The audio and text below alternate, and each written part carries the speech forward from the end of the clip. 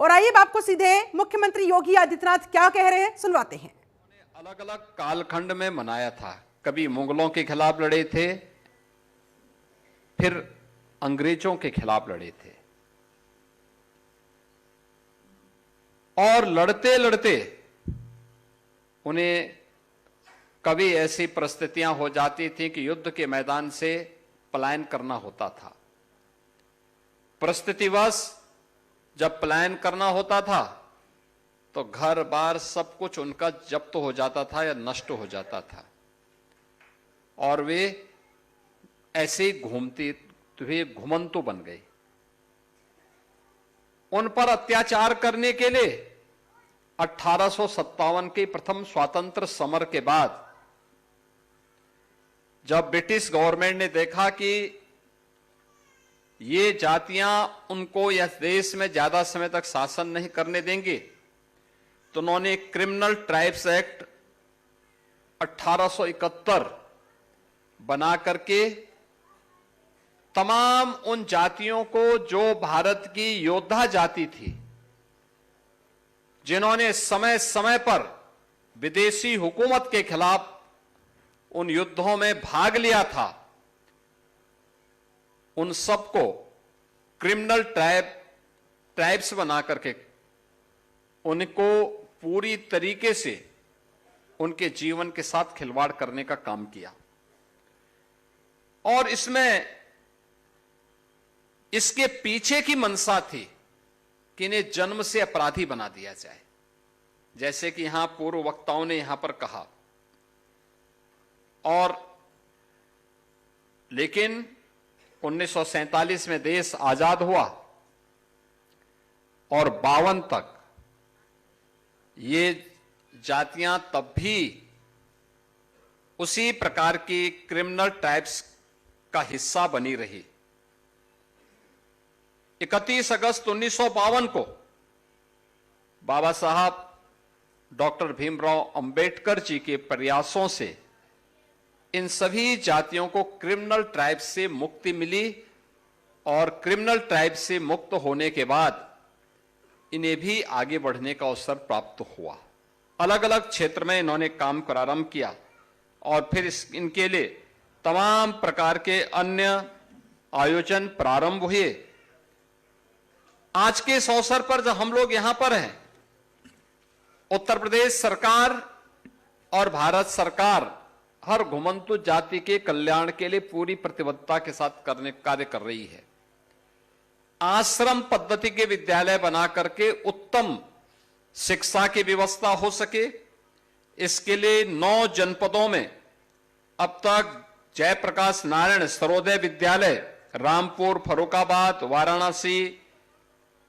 वाराणसी, लखनऊ, गोरखपुर, गोंडा, सोनभद्र, सुल्तानपुर, इन सब में ये विद्यालय प्रारंभ हो चुके हैं। 2 आवासीय आश्रम पद्धति के विद्यालय प्रयागराज और लखनऊ में प्रारंभ हो चुका है। 101 आश्रम पद्धति विद्यालय विभाग के द्वारा कुल संचालित हैं, और इन आवासीय विद्यालयों में बच्चों के लिए उनके रहने की, खाने की, यूनिफॉर्म की और हर प्रकार की सुविधा, ये सभी प्रकार की सुविधाएं सरकार वहां पर उपलब्ध करवाने का कार्य कर रही है।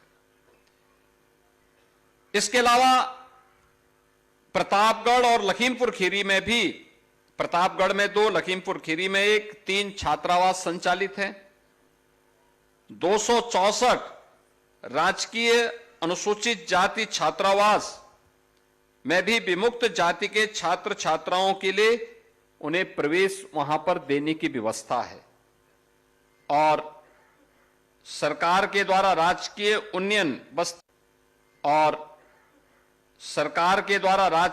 उन्नयन बस्ती योजना के अंतर्गत कानपुर में, मुरादाबाद में और लखीमपुर में भूमि आवंटन का काम भी उन लोगों के लिए किया गया है जिन्हें कभी क्रिमिनल ट्राइब्स घोषित करके जन्म से अपराधी घोषित करने की जो दुष्प्रवृत्ति थी, उसको उन सभी जातियों के विमुक्ति के दिवस के अवसर पर सबसे पहले एक कार्यक्रम मुझे आप सबको यह भी बताना है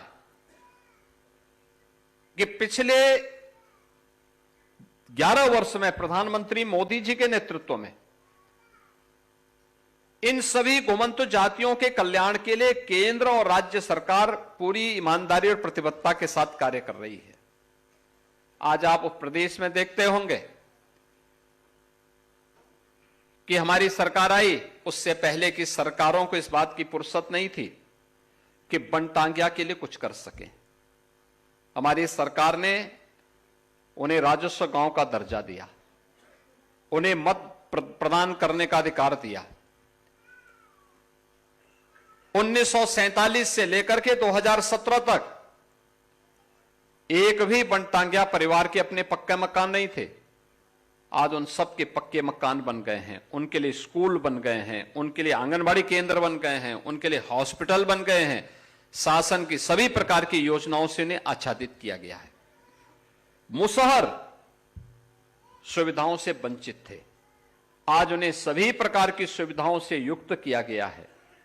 कोल सुविधाओं से वंचित थे, उन्हें सभी प्रकार की सुविधाओं से युक्त किया गया है। थारू, गौड़, चेरो और तमाम अन्य उन सभी जातियों, बुक्सा, सहरिया, इन सब को भी इन योजनाओं से संतृप्त करने का कार्य किया जा रहा है।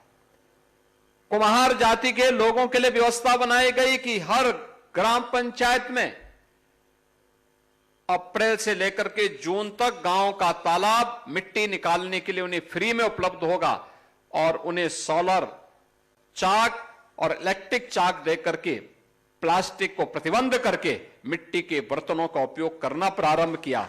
परिणाम है आज प्रजापति समुदाय के लोगों को भी अच्छा आमदनी शुरू हुई।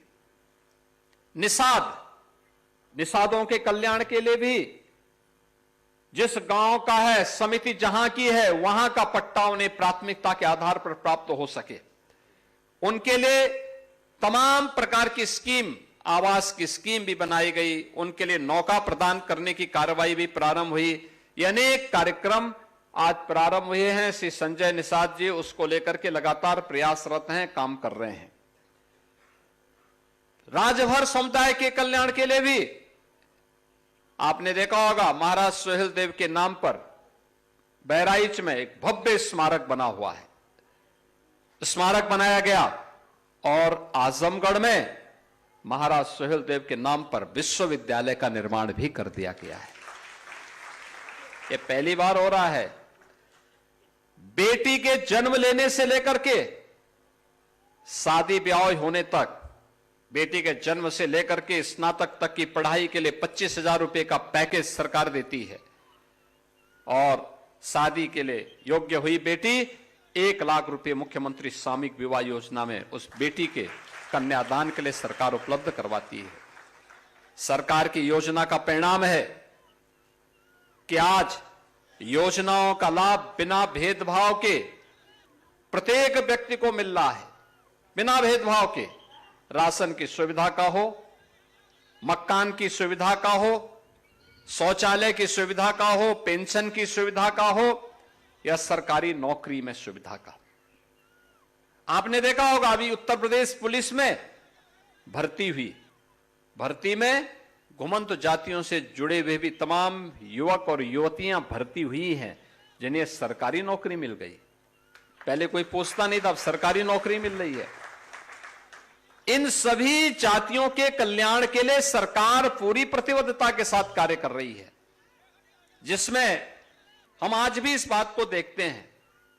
नट है, बंजारा है, बाबरिया है, सांसी है, कंजर है, कालवेलिया है, ये सभी ऐसी जातियां हैं जिनके कल्याण के लिए कार्य किए जाने की आवश्यकता है।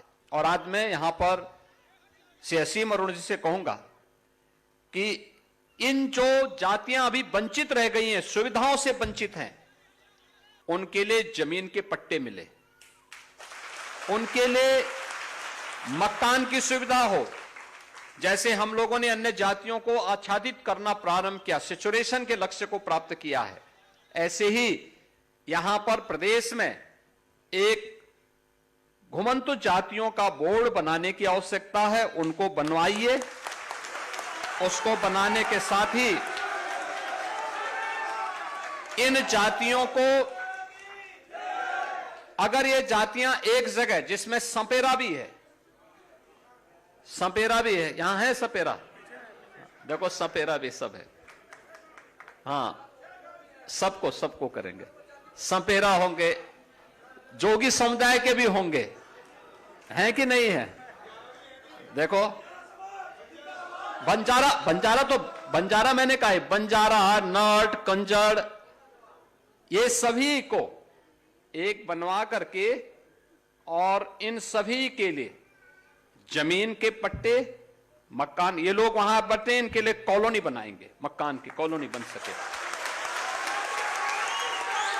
ये सुविधाएं होनी चाहिए, जिससे जैसे शामली का मॉडल, जैसे शामली के अंदर हुआ है, या बनटांगिया का जो मॉडल हम लोगों ने बनाया है, हर प्रकार की सुविधाओं का लाभ उन्हें प्राप्त हो रहा है।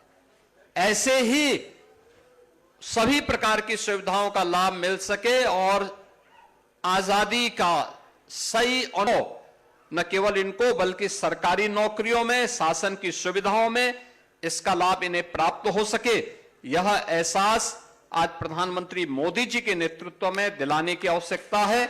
मुझे विश्वास है कि विमुक्ति दिवस के अवसर पर हम सब उन सभी घुमंतु जातियों को जो अब तक खानाबदोश की तरह घूमते थे, आज आपने देखा होगा उत्तर प्रदेश सरकार ने 18 अटल आवासीय विद्यालय भी बनाए हैं।